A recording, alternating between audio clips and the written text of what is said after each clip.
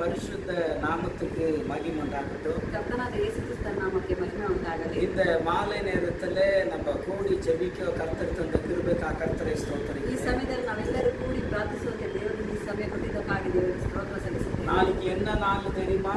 ನಾಳೆ ಏನು ದಿನ ನಿಮಗೆ ಗೊತ್ತಾ? நாளைக்கு ஈஸ்டர் பண்டிகை. ನಾಳೆ ಪುನರುತ್ಥಾನ ದಿನ, ಈಸ್ಟರ್ ದಿನ. இயேசு உயிர் தெழுந்தார் என்று அநேகர் சொல்லப்போன கொண்டாட ಯೇಸು போகிறோம். ಸ್ವಾಮಿ ಜೀವಂತವಾಗಿ ಎದ್ದು ಬಂದ ದಿನ ಅಂತ ಅನೇಕ ಭಾಗಗಳಲ್ಲಿ ಆಚರಿಸುವವರಾಗಿದ್ದಾರೆ. மரித்தே ஆனாலும் சதா காலங்களில் நான் உயிரோடு இருக்கிறேன். ನಾನು ಸತ್ತರೂ ಎಂದು ಯಾವಾಗ ನಿರಂತರವೂ ನಾವು ಜೀವಿಸುವವನಾಗಿದ್ದೇನೆ. உயிர் தெழுந்த ஒரு கடவுளை பத்தி இந்த பைபிள் தெளிவாக சொல்லுகிறது. ಜೀವದಿಂದ ಎದ್ದು ಬಂದ ಯೇಸುವಿನ ಬಗ್ಗೆ ಕರೆಕ್ಟ್ ಆಗಿ ಬೈಬಲ್ ಅಲ್ಲಿ ಹೇಳಲ್ಪಟ್ಟಿದೆ. அல்லேலூயா. அல்லேலூயா. பிரியமானவர்களே, நாளைக்கு ஈஸ்டர் பண்டிகை குடும்பமா சென்று குடும்பமா கர்த்தரை ஆராதிங்க, கர்த்தரை மகிமைப்படுத்துங்க. ನಾಳೆ ಈಸ್ಟರ್ ಹಬ್ಬವನ್ನು ಕುಟುಂಬವಾಗಿ ಬಂದು ಆಚರಿಸಿರಿ, ದೇವರು ನಿಮ್ಮನ್ನು ಮಹಿಮೆಪಡಿಸಲಿ. நான் நம்புகிறேன் நீங்க குடும்பமா வந்து கர்த்தரை ஆராதிக்க போகிறீங்க. ನಾನು ನಂಬುತ್ತೇನೆ, ನಾನು ಕುಟುಂಬವಾಗಿ ಬಂದು ದೇವರನ್ನು ನೀವು ಆರಾಧಿಸ್ತೀರಿ. ನಾಳೆ கர்த்தரை ஆராதிக்கும் போது கர்த்தர் நிச்சயமாக உயிர் தெழுந்த வல்லமினாலே மகிமைனாலே உங்களை நிரப்ப போகிறார். ಖಂಡಿತವಾಗಿ ನಾಳೆ ದಿನ ನೀವು ಕುಟುಂಬವಾಗಿ ಆರಾಧಿಸುವಾಗ ಖಂಡಿತವಾಗಿ ದೇವರು ಜೀವಂತವಾಗಿ ಎದ್ದು ಬಂದಿದ್ದೇನೆ ಎಂದು ನಾನು ನಂಬುತ್ತೇನೆ. எல்லாரும் வாயில் அறிக்கை இடுங்க,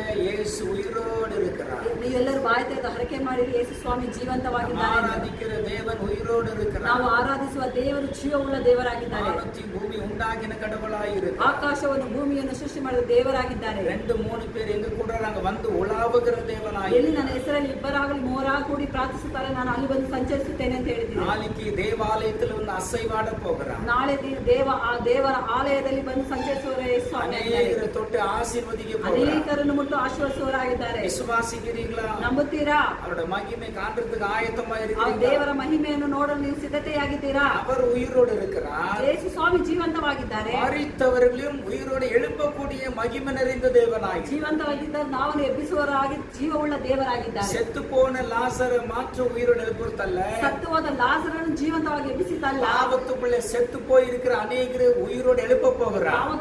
ಪಾಪದಲ್ಲಿದ್ದ ಅನೇಕರನ್ನು ಯೇಸು ಸ್ವಾಮಿ ನಾಳೆ ದಿನ ಅನೇಕರನ್ನು ಎಬ್ಬಿಸುವವರಾಗಿರುತ್ತಾರೆ. அதுக்காகத்தான் சிலுவையிலே இயேசு நமக்காக ரத்தம் சிந்தினார். ಅದಕ್ಕಾಗಿ ಯೇಸು ಸ್ವಾಮಿ ಶಿಲುಬೆಯಲ್ಲಿ ತನ್ನ ಅಮೂಲ್ಯವಾದ ರಕ್ತವನ್ನು அந்த ಸುರಿಸಿದ್ದಾರೆ. இயேசு கிறிஸ்துவின் ரத்தம் சகல பாவங்களை கழுவி சுத்திகரிக்குமே. ಅದಕ್ಕೆ ಯೇಸು ಕ್ರಿಸ್ತನ ರಕ್ತವು ಸಕಲ ಪಾಪವನ್ನು ತೊಳೆದು ಶುದ್ಧಿ ಮಾಡ್ತಾನೆ ಅಂತ ದೇವರ ವಾಕ್ಯ ಹೇಳಲ್ಪಟ್ಟಿದೆ. ஆமென் சொல்லுங்களேன். ಆಮೆನ್ ಅಂತ ಹೇಳ್ತೀರಿ. அல்லேலூயா. அல்லேலூயா. இயேசுவின் உயிர் தெழுந்த வல்லமை இப்போது உங்கள் மேல் இறங்குவதாக. ಯೇಸು ಸ್ವಾಮಿ ಪುನರುತ್ಥಾನ ಜೀವವುಳ್ಳ ಮಹಿಮೆ ನಿಮ್ಮೆಲ್ಲರ ಮೇಲೆ ಬಂದು ಇಳಿಯುತ್ತದೆ. வருத்தப்பட்டு பாரம் சுமக்கிறவர்களே, ಎಲೆ ಕಷ್ಟಪಡುವವರೇ, ಭಾರ ಹೊತ್ತವರೇ, நீங்கள் எல்லோரும் என்னிடத்துல வாருங்கள். ನೀವೆಲ್ಲರೂ ನನ್ನ ಬಳಿಗೆ ಬನ್ನಿರಿ, நான் உங்களுக்கு இளைப்பாறுதல் தருவேன். ನಾನು ನಿಮಗೆ ವಿಶ್ರಾಂತಿಯನ್ನು ಕೊಡುತ್ತೇನೆ. தேவன் சமாதானத்தை தர போகிறார். ಯೇಸು ಸ್ವಾಮಿ ಸಮಾಧಾನವನ್ನು ಕೊಡುವ